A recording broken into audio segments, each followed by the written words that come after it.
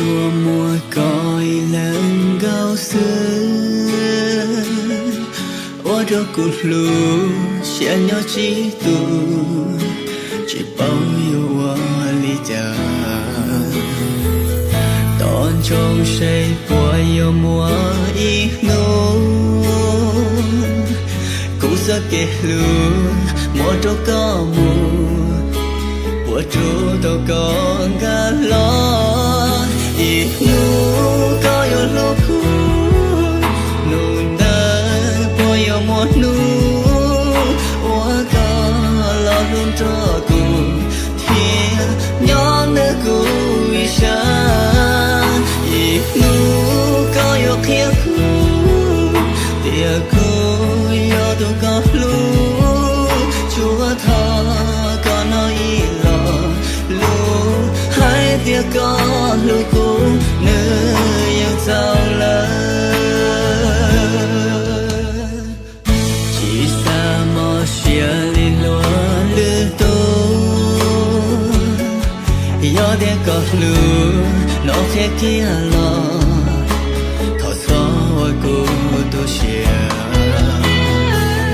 tòn trong say bùa yêu mùa ý nô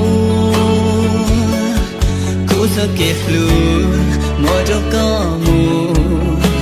mỗi chỗ đâu còn cả lo đi nô có yêu lúc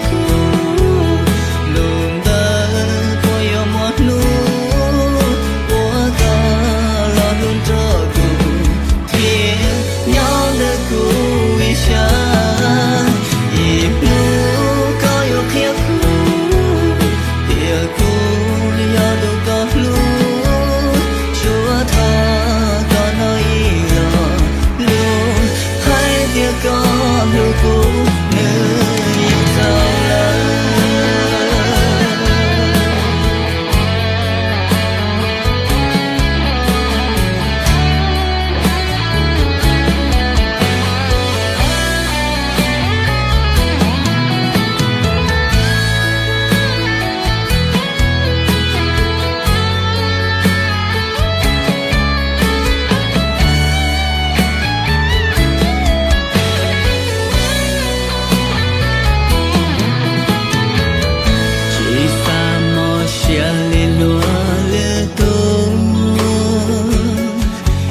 để có luôn nó khẽ kia lo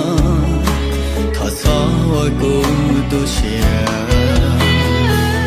đón trong say của yêu mùa ý nô cú sơ kể luôn mỗi chỗ có mù mỗi chỗ đâu còn cả lo